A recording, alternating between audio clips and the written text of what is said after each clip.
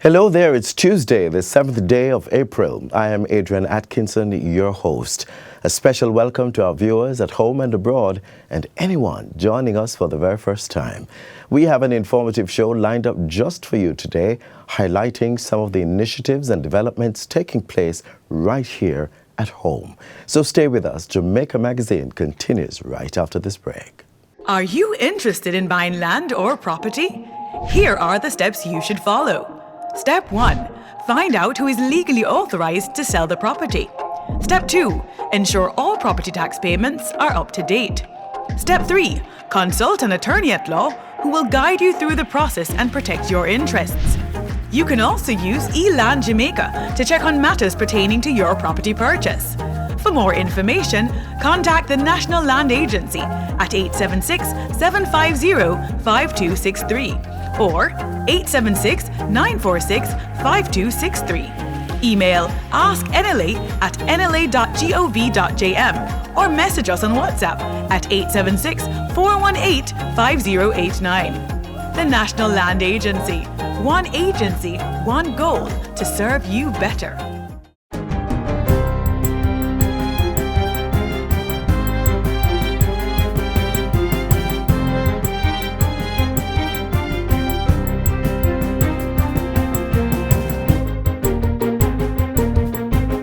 Good day, I'm Theodore Henry, and this is your JIS News for Tuesday, April 7, 2026. The Bank of Jamaica BOJ is actively managing foreign exchange market conditions to ensure that movements in the foreign exchange rate do not result in a significant increase in inflation. This assurance comes from Senior Deputy Governor at the Central Bank, Wayne Robinson. During a recent interview with JIS News, he said the bank was continuing special measures to stabilize supply, including providing foreign exchange to key sectors such as Petrojam and signaling its market interventions to reduce uncertainty. For the month of March, we've sold about $110 million directly into the foreign exchange market. But the key point here to note is that the foreign reserves are strong. They're at historic highs. And we have reached this position through deliberate planning and policy implementation. And we have targeted this level of reserves precisely to buffer the economy when we face shocks like these.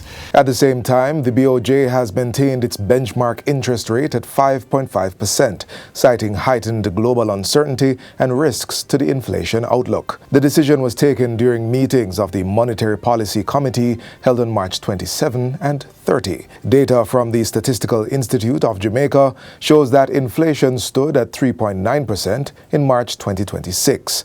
The central bank says while this is below its 4 to 6% target range, the ongoing conflict in the Middle East and other external developments pose significant risks to future price movements. We have been seeing increases in prices at the pump here. We expect to see increases in the price of cooking gas, and JPS has signaled that we should brace for increase in electricity rates. The war is also going to affect other commodities such as petrochemicals, fertilizer, airfares, grains, shipping, and other manufactured products. In the context of increased global uncertainty, the BOJ's Monetary Policy Committee says the current monetary policy stance is the most appropriate to support inflation converging to the target range over time.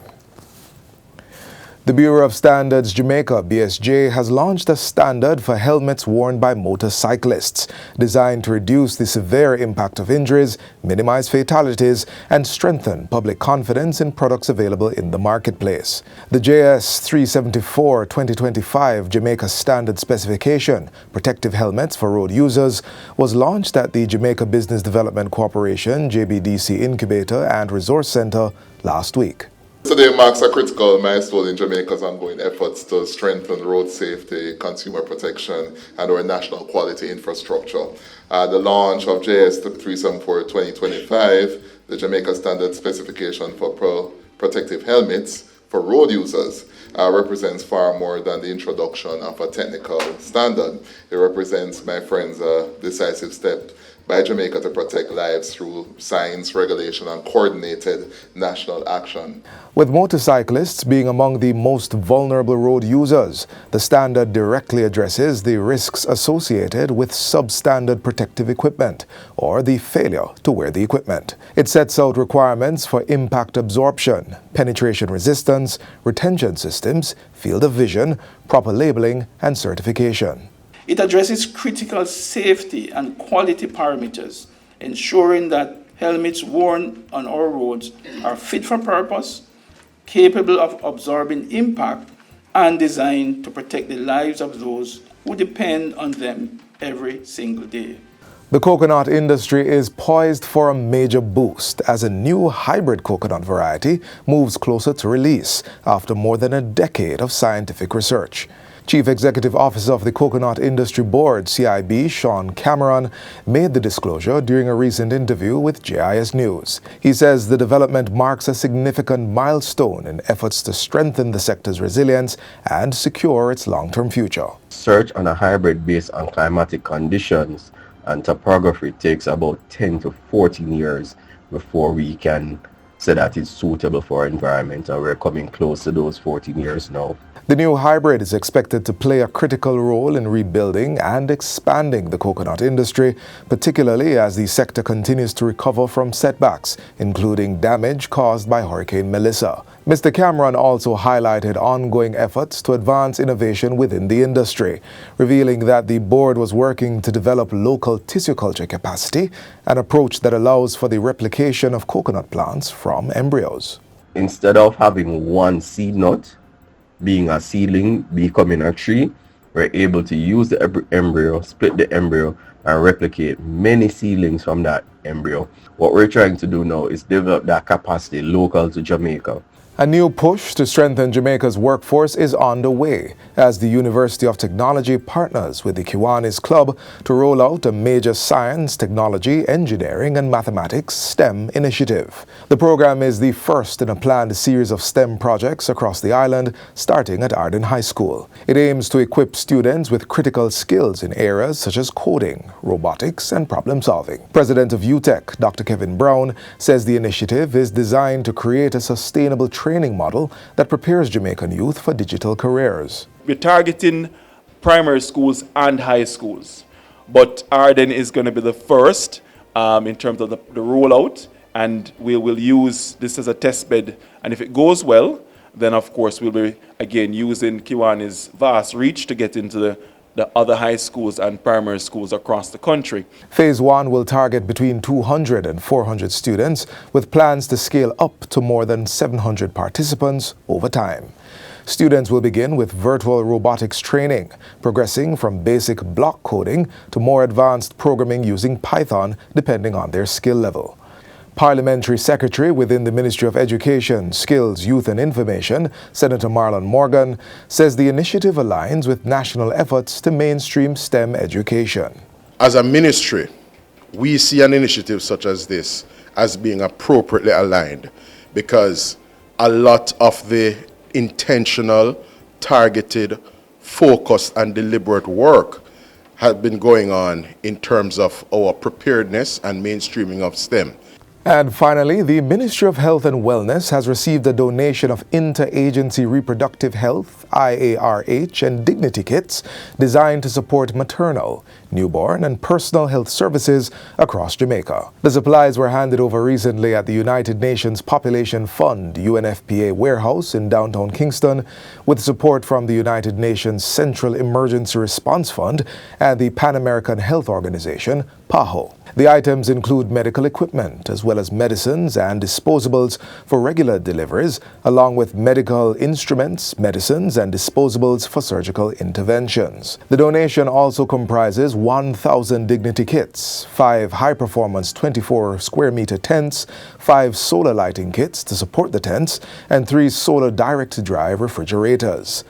The support is expected to strengthen Jamaica's post-hurricane recovery by enhancing the capacity of doctors, nurses, and midwives in affected parishes. They will help ensure that women can continue to give birth safely even in crisis. These supplies play a critical role in helping to sustain essential maternal and newborn care services, including emergency obstetric and surgical interventions at hospitals in all hard-hit areas: St. Elizabeth, Westmoreland, Manchester, and St. James. The State Minister for Health and Wellness further highlighted that the dignity kits, which contain essential hygiene and menstrual health items, were critical to meeting the immediate needs of women and girls displaced or otherwise impacted by the hurricane. While these kits provide essential hygiene items, they also offer something just as important: a sense of dignity, safety, and care. And that's it for JIS News Today. I'm Theodore Henry. Thanks for watching.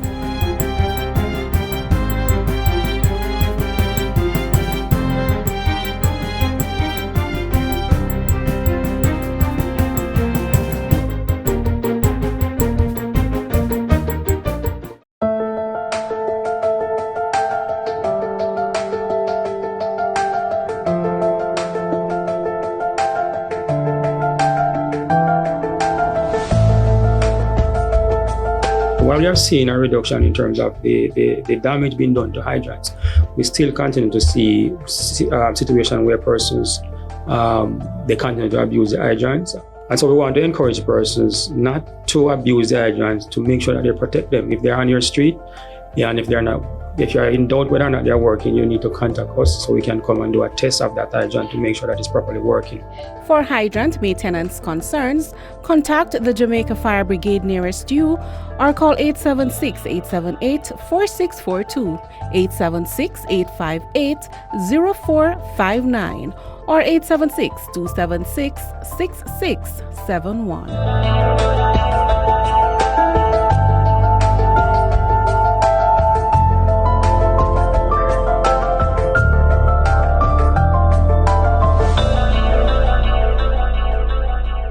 We are exactly 1 week into the new month and the new fiscal year. That means the government's budget for 2026-2027 now goes into effect. Let's look at how the Ministry of Culture, Gender, Entertainment and Sport will be spending its allocation to support key national goals.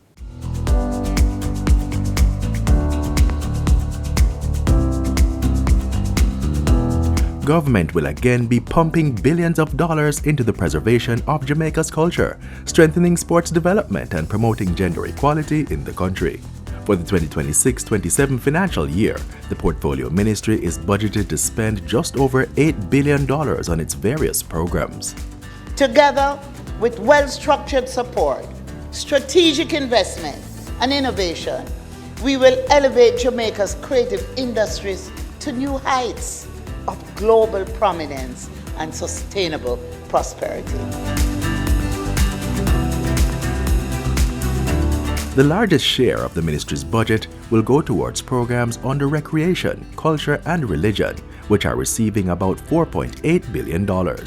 More than $3.3 billion from that will support arts and cultural preservation and promotion initiatives carried out through agencies such as the Jamaica Cultural Development Commission, the Institute of Jamaica, the National Library of Jamaica, and the Jamaica National Heritage Trust.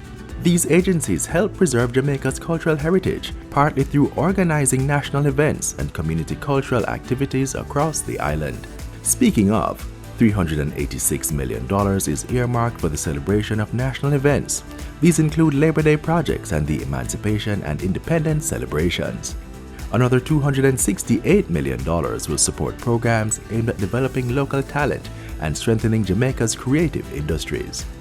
The allocation is also to help fund museum operations, the preservation of historical artifacts, and research into Jamaica's natural heritage, including work related to the protection of Jamaica's flora and fauna. Alongside cultural development, the ministry is also investing heavily in sports, with $1.4 billion allocated to support programs at the national and community levels. The money will assist the Institute of Sports and other partners to expand athletic development programs across the island. More than $589 million will go towards the development and management of sports infrastructure, including facilities at Independence Park and the Trelawney Stadium. Meanwhile, $375 million is for sports regulatory services, including the work of the Jamaica Anti-Doping Commission. Administrative operations within the ministry will get just over $2 billion to undertake policy development, planning, public communication, and other core functions. Included in that allocation is approximately $508 million to continue planning work related to the proposed redevelopment of the National Stadium. The detailed designs will be ready between May and October, and the technical designs between November 2026 through to the end of the year, and then construction is expected to commence in July 2027. So that's the schedule for the National Stadium. The ministry's spending plan also includes support for Jamaica's entertainment industry. Almost $130 million has been allocated for initiatives aimed at strengthening the link between entertainment and tourism while promoting Jamaican talent globally. Beyond culture and sports, government is also investing in programs aimed at strengthening social support systems and promoting gender equality. Just over $1 billion has been earmarked for gender mainstreaming initiatives aimed at addressing inequality and supporting vulnerable groups. The largest share of that will support social transformation programs, including initiatives carried out by the Women's Center of Jamaica Foundation, which provides counseling, education, and training so young women can continue their studies during pregnancy and return to school after giving birth. Funding under this program also supports the National Shelter Program, which provides assistance and protection for individuals affected by domestic and gender-based violence. Meanwhile, about $276 million will support gender equality and socio-economic empowerment initiatives through the Bureau of Gender Affairs. An additional $37 million has been allocated for gender welfare services. The investments outlined in the 2026-27 budget will help ensure Jamaica's culture is protected and elevated, sport is optimized for national development, and gender inclusivity becomes the norm, all to support social and economic transformation across the country.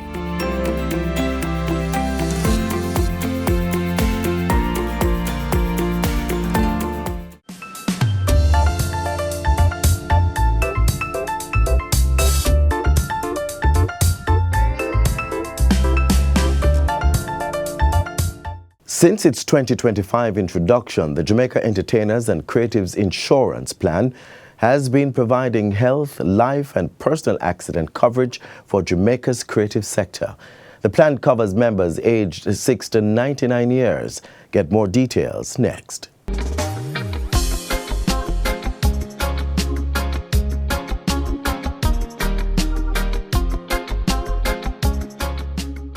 Jamaica's entertainment and creative industries are a central part of who we are as a people and to the country's economic life. From music and dance to film and fashion, believe it or not, thousands of Jamaicans earn a living through creative work. Yet for many years, those who entertained the nation often did so without basic protection. Unlike traditional employees, many entertainers and creatives work independently without sick leave, health coverage, or life insurance. A single illness or injury has often meant financial hardship. In recent years, steps have been taken to change that. One of those initiatives is the Jamaica Entertainers and Creatives Insurance Plan, otherwise known as JSIP. The plan was developed after years of discussion aimed at improving access to insurance for entertainers and creatives. It is our expectation that through this deliberate action, artists and creative practitioners will take advantage of this scheme and so reduce their vulnerability to adversity and death, as has been the current experience. Guardian Life Insurance was selected to administer the plan, working in partnership with the ministry to deliver coverage to entertainers and creatives across the island. We are equally committed to working with the ministry to ensure our contribution to the development of the nation while exemplifying the importance of creative industry and the benefits and protection that will come from this plan. Phase 1 of JSIP was launched in 2024, providing free life and personal accident insurance to registered entertainers and creatives. The coverage is non-contributory, meaning no monthly payments are required from those enrolled in the program. In this phase 1 of the insurance, we will cover free of costs to you death benefit up to $500,000 under group life and personal accident. Personal accident up to $500,000 and 1 to 100% of death benefit depending on the injury. The plan covers registered persons from 6 to 75 Gillian, with the option to extend to 99 years old. In 2025, the program expanded to include group health insurance, offering benefits such as hospitalization, surgery, maternity care, and overseas medical coverage for creatives who work both locally and internationally. Jamaica is the first CARICOM country to introduce such a program. Now, with an estimated 29.5 million people working in the creative and cultural industries worldwide, and over $2.2 billion in revenue. Creative workers constitute the driving force of the creative and cultural industry, contributing to global economic development and job creation. This is an amazing movement by the ministry and by Guardian Life and all who is involved, because I've been here before ska, rocksteady, reggae, and dancehall. And of course, we have seen our brothers and our sisters all gone down a road like none of us want to go down that road. For creatives working at every stage of the industry, the impact of the program is already being felt. My community members here in Charlestown, they're excited. They got the cards and they start using their cards because it's the financial burden that was on us for health. We could not sufficiently manage and navigate our lives properly, and this did actually help reduce it a lot. So you see persons actively going to get their glasses, getting dental care, as well as regular medical and pharmaceutical care. I'm going to say it's incredible because for many years, some of our older musicians and artists may not be able to afford some of the expenses that come with aging. And to know that our Minister of Culture is taking the time out to make that huge step for our musicians and creators in Jamaica. It's incredible. Registration and further details are available through the National Registry of Entertainment and Creative Industries Practitioners, also known as the e-registry, at mcges.gov.jm. This is intended to make things work better for you and do more for you, and I hope you appreciate and welcome.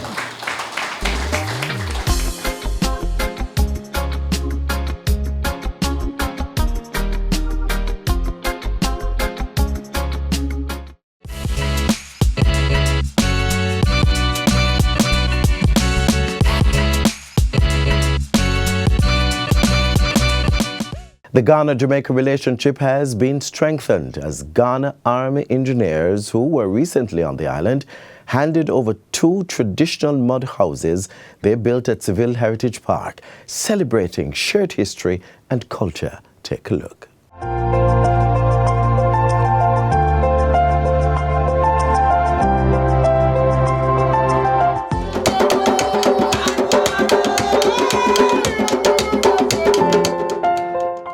There is much to celebrate at the Civil Heritage Park in St. Anne.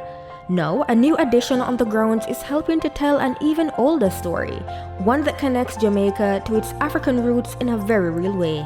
2 houses built by members of the Ghana Army Engineer Reconstruction Team now stand on the property, offering visitors a deeper connection to the African roots that remain such an important part of Jamaica's identity. The 2 mud houses are carefully constructed in the style of traditional African dwellings, along with an open kitchen area fitted with traditional cooking utensils. From the texture of the walls to the layout of the yard, the structures reflect elements of an African village. They have now become part of the Seville experience, adding something new while deepening the story that's already been told there. The structures were formally handed over during a ceremony in March of 2026. We have come together with our Ghanaian family and have been able to rekindle the flames of earlier relationships and to rediscover the fraternity and solidarity of bonds that were never broken by the enslavers and colonizers. The project is part of that connection, but it also goes deeper than that. It speaks to shared ancestry, cultural memory ties that have never been lost. This partnership didn't start here. The Ghana Army Engineer Reconstruction Team first came to Jamaica to support recovery efforts following Hurricane Melissa, working alongside local agencies to assist affected communities. Jamaicans have benefited tremendously from the dedication and selfless service of your skilled engineers, carpenters, plumbers, welders, masons, medical team, everyone who has worked tirelessly alongside the Jamaica Defense Force. You have helped to restore not only shelter and comfort, but dignity and hope within affected families and their communities. Sappers, the impossible we do at once. For a miracle, give us a little time. Ahua! Following the deployment of the Ghana contingent in Jamaica on the 18th of December by His Excellency President John Dramani Mahama of our country, we came in with a number of 54 soldiers.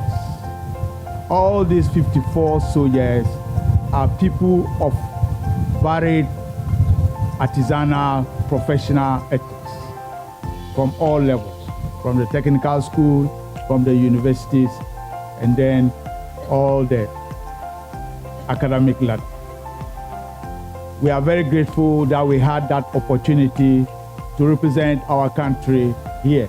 The Ghanaian contingent has since completed its mission and departed Jamaica, following months of collaboration with local partners.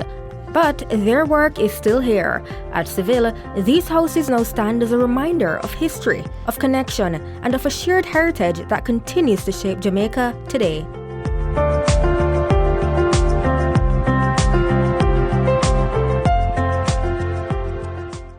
And that's a wrap for today's edition of Jamaica Magazine.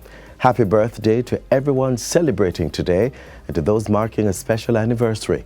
We wish you all the very best. If you're visiting Jamaica for the very first time, welcome. And to those returning, welcome back home.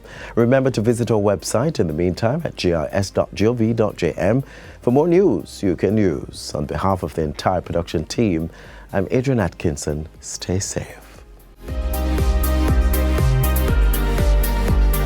This has been a production of the Jamaica Information Service, the voice of Jamaica.